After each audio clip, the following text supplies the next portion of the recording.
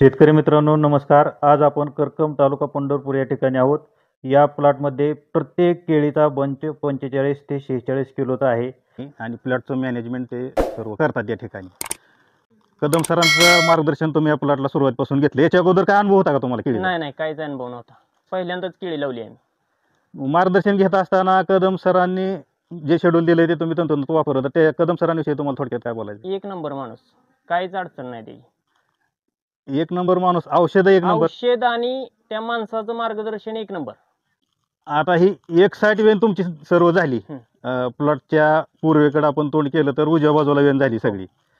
आणि यानंतर तुम्ही काय केलंय की ही पट्टीच्या साह्यानं अशा पद्धतीने बांधलाय प्लॉट हा. तर याचा फायदा विशेष काय झाला तुम्हाला? विशेष म्हणजे वजन वाढलं की झाड कलत नाही आणि वारा आलं तरी बी एवढं ही होत नाही. आता आपण वेट मोजलं बाहेर. वेट किती किलो भरलं? 46 किलो भरलं. 46 प्लस. आता हा प्लॉट तुमचा किती रोपांचा आहे? ही 2000चा आहे. 2000 रोपांचा. म्हणजे 2000 रोपांचा कॅल्क्युलेशन केलं तर आता उत्पादन किती अपेक्षित आहे तुम्हाला? साधारणतः एक 21 ते 22 लाखापर्यंत होईल. बरं, हाय रेटमध्ये. हाय रेटमध्ये 21-22 लाखापर्यंत. खर्च किती झाला साधारण प्लॉटला? साधारणतः 1.25 लाखापर्यंत झालाय. आता ही पट्टी बांधलेला खर्च साधारण किती आलाय? त्याला 21,000 रुपयाला 1.5 एकराला. मग एक साईड आता काय जण चौरस बांधणी करतात, तुम्ही वन साईड बांधणी केली. याच्या स्प्रेला काय अडचण आली का? काहीच अडचण आली नाही. पाण्याचा विषय महत्वाचा येतो आणि पाणी वापसा कंडिशनमध्ये देणं हे अतिशय महत्वाचं असतं. आता आज या प्लॉटवर तुमचं ॲग्रोस्टारची व्हिजिट आहे आणि मोठा कार्यक्रम आहे. पाण्याचं शेड्यूल केळीला अत्यंत तंतोतंत दिलं पाहिजे. तर पाण्याचं शेड्यूल आज आता प्लॉट काढण्याला आला तर यावेळेस तुमचं शेड्यूल काय ते सांगा जरा. आम्ही आता पाणी वापसीची कंडिशन बघून त्या पद्धतीने देतो. जेवढं रान हडकते तर त्या हिशोबात आम्ही एक 4 दिवसातनं एक अर्धा तास पाणी ह्याला सोडतो. अगदी आता प्लॉट कटिंगला आलाय त्यावेळेस अर्धा तास पाणी सोडतो. हो. पावसाळ्याचे दिवस आहेत म्हणून सोडताय का नेहमी शेड्यूल आहे? नाही नाही नाही पावसाळ्याचे दिवस आहेत म्हणून.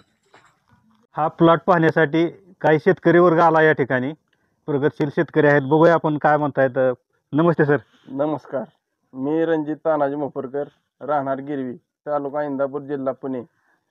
इतक्या लांब तुम्ही आलाय. आता इकडे ही करकम गाव आहे आणि प्लॉट बघण्यासाठी इतक्या लांब व्हिजिट देताय. तर या प्लॉटकडे बघून आता ही अक्षरशः आपण मगाशी गडाचं वजन बघितलं आणि 46 प्लस हा गड भरलाय. 46 तर या बागाकडे बघून तुम्हाला काय वैशिष्ट्य, या बागाचं काय सांगायचंय?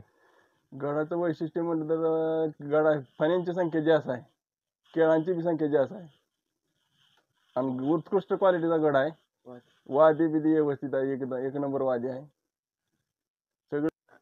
हा खरे यांचा प्लॉट आहे आणि याचे मार्गदर्शक आणि ज्या कंपनीची प्रोडक्ट वापरली ते आपण व्हिडिओत पाठीमागे आता सविस्तर सांगितलंय. तर प्लॉट असा आणण्यासाठी नक्की शेतकऱ्यानं, तुम्ही पण आता जवळजवळ 8-10 वर्षापासून केळीची बाग करताय आणि मोठा अनुभव आहे. तर बाग उत्कृष्ट आणण्यासाठी किंवा अशा क्वालिटीची बाग आणण्यासाठी शेतकऱ्यांनी नक्की काय नियोजन केलं पाहिजे? शेतकऱ्यांनी महत्वाचं म्हणजे पहिल्यांदा जमिनीची मशागत व्यवस्थित केली पाहिजे सुरुवातीला. नंतर रोपांची निवड बी चांगली केली पाहिजे. चांगल्या कंपनीची रोपं घेतली पाहिजे. नंतर खताचं व्यवस्थापन, रासायनिक खताचं व्यवस्थापन व्यवस्थित केलं पाहिजे.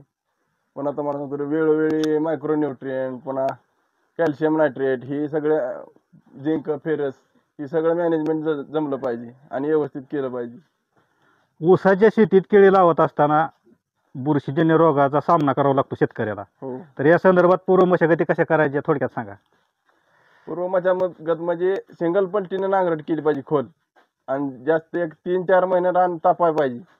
तेव्हा त्या ऊसातील सगळा बुरशीजन्य रोगाचा नष्ट होतं, प्रादुर्भाव कमी होतो आणि केळी पीक छान येते.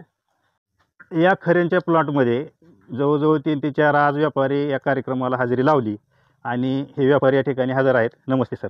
नमस्ते. माझं नाव संदीप देशमुख, करकम. एक्सपोर्टमध्ये बघितलं गेलं तर कम से कम प्लॉटला एक 10 फण्या तरी पाहिजेत. त्यानुसार प्रीमियम जेवढी क्वालिटी निघेल तुमची त्यानुसार तुम्हाला दर ठरवला जातो. तेवढा 2 रुपये प्लसमध्ये दर भेटतो.